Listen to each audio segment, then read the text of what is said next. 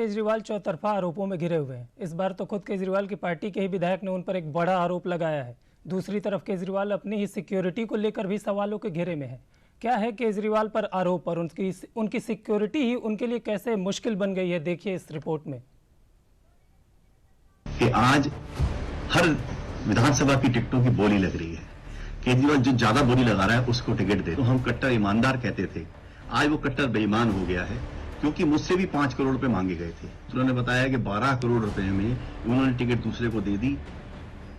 केजरीवाल पर एक के बाद एक आरोपों के तीर चला रहे ये वर्तमान में दिल्ली की जनकपुरी सीट से आम आदमी पार्टी के विधायक राजेश ऋषि हैं। सवाल उठ रहा है कि आखिर ऐसा क्या हो गया है कि राजेश ऋषि केजरीवाल पर ही पैसे लेकर टिकट बेचने का गंभीर आरोप लगाने लगे। राजेश ऋषि का ये वीडियो शुक्रवार को भारतीय जनता पार्टी के सोशल मीडिया प्रभारी अमित मालवीय ने शेयर किया है। कि आज हर विधानसभा की टिकटों की बोली लग रही है। केजरीवाल जो ज्यादा बोली लगा रहा है उसको टिकट दे रहे हैं। अब ये पार्टी भ्रष्टाचार रोकने वाली पार्टी नहीं, भ्रष्टाचार बढ़ाने वाली पार्टी बन गई है। जिस आदमी को हम कट्टर ईमानदार कहते थे, आज वो कट्टर बेईमान हो गया है, क्योंकि मुझसे भी 5 करोड़ रुपए मांगे गए थे। पर्सनली खुद मांगे गए मुझसे। तो ये केजरीवाल जी कर क्या रहे हैं? सेवा के लिए आए थे, आज ये सेवा हो रही है। हमारे यहाँ भी जनकपुरी के अंदर जिसको टिकट दिया है वो भ्रष्टाचारी एक नंबर का, लेंटर माफिया एक नंबर का, और तो और उसकी तो कहानी ऐसी है कि पूरी कॉलोनी में चले जाओ तो स्थिति बहुत खराब है उनकी। मैं तो आपको ये बताना चाहता हूं कि मेरे वार्ड 106 में A1 एक पॉश कॉलोनी है, जिसके लिए मैंने बहुत प्रयास किया कि पानी की लाइनें चेंज कर दो, सीवर की लाइनें मैंने सारी चेंज कर दी थी, कुछ इलाके की रह गई थी, लेकिन अरविंद केजरीवाल सरकार के पास पैसा ही नहीं था। जल बोर्ड में 1 रुपया नहीं था, जिसके कारण पैसा ना मिला। हमें पैसा ना मिलने के कारण हम A1 की पानी की लाइनें और सब चेंज नहीं कर पाए।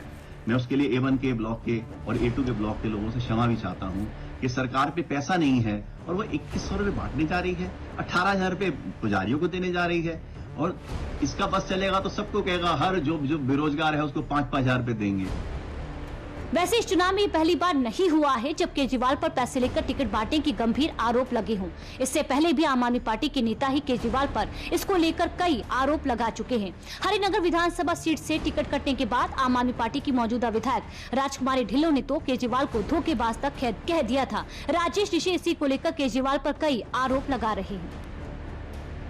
और अभी मेरे को विश्वस्त सूत्रों ने मुझे बताया है कि अभी देखते हैं, आप हरिनगर में राजकुमारी जी की टिकट काट दी गई, उनको सिंबल नहीं दिया गया, क्योंकि वहां पर हमारे सूत्रों ने बताया कि 12 करोड़ रुपए में उन्होंने टिकट दूसरे को दे दी।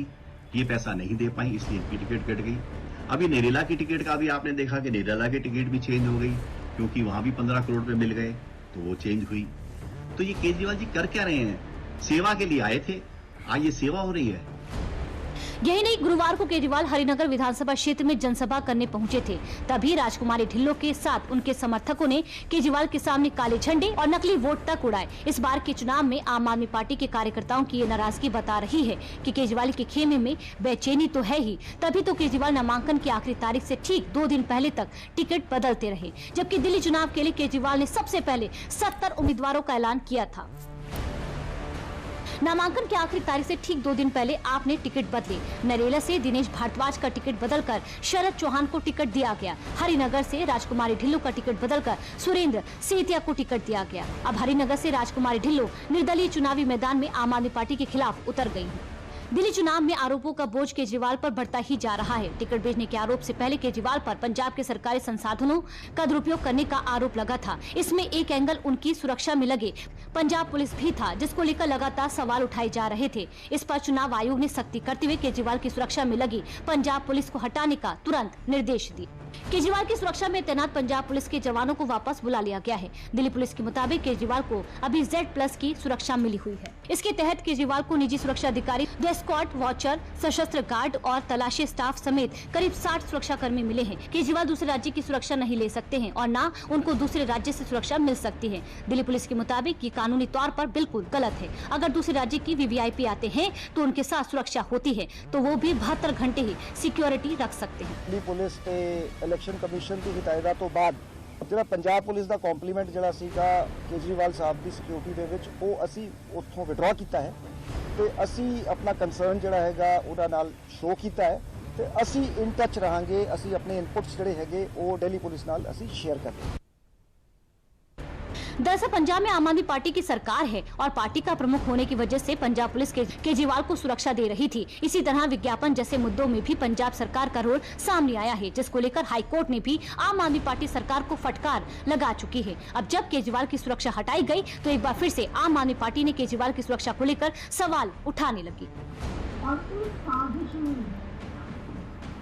दो खिलाड़ी, एक तरफ है भारतीय जनता पार्टी के कार्यकर्ता जो अरविंद केजरीवाल जी के दिल्ली के अलग अलग हिस्सों में जाके हमला करते हैं, पत्थर फेंकते हैं, डंडे लेकर आते हैं, स्पिरिट के स्प्रे करते हैं। और इसमें दूसरी खिलाड़ी साजिशकर्ता है भारतीय जनता पार्टी और अमित शाह के अंदर आने वाली दिल्ली पुलिस। वहीं जब केजरीवाल की सुरक्षा का मामला उठा तो इसमें एक नाम और चर्चा में आया। नाम है विभव कुमार, जिन पर आम आदमी पार्टी की ही राज्यसभा सांसद स्वाति मालीवाल के साथ मारपीट करने का आरोप है। खुद स्वाति मालीवाल ने भी इसको लेकर सवाल उठाया है। वहीं भारतीय जनता पार्टी भी केजरीवाल से सवाल पूछ रही है। आ रहा है कि विभव कुमार नामक गुंडे को Z+ सिक्योरिटी दी जा रही है पंजाब सरकार द्वारा। ये वही गुंडा है जिसने अरविंद केजरीवाल जी के ड्राइंग रूम में मुझे घसीट के बेरहमी से पीटा। मैं अब ये 6 महीने में पूरी तरीके से मानने लग गई हूँ कि मेरे को अरविंद केजरीवाल जी ने ही पिटवाया है, क्योंकि अगर ऐसा नहीं होता तो वो क्यों विभव को इतना बचाते और कदम कदम पे उसको प्रमोट करते। सुरक्षा कौन किसको मिलेगी, कैसे मिलेगी, ये सब एजेंसी तय करती है और इसमें तो माननीय कोर्ट ने खुद संज्ञान लिया है, खुद चुनाव आयोग ने संज्ञान लिया है। तो अगर आप चुनाव आयोग के निर्णय को भी अपना राजनीतिक एजेंडा बनाना चाहते हैं अरविंद केजरीवाल तो बनाएं, लेकिन अपनी कम से कम आस्तीन में झांक के देखें कि जो बयान आपने दिए हैं उन बयानों से मुकरना, फिर झूठ बोलना और फिर भाग जाना, ये अरविंद केजरीवाल, असली अरविंद केजरीवाल यही है। दूसरी तरफ केजरीवाल यमुना की सफाई को लेकर भारतीय जनता पार्टी और कांग्रेस के निशाने पर है। कुल मिलाकर जिस दिल्ली चुनाव को लेकर केजरीवाल अपने लिए अवसर मान रहे थे, अब वो चुनाव केजरीवाल के लिए मुश्किल बनता जा रहा है। इसी को साधने के लिए केजरीवाल हर प्रेस कॉन्फ्रेंस करके आरोपों की तीर भी चला रहे हैं। अब ये सफल कितना होता है ये तो 8 फरवरी के नतीजे ही तय करेंगे।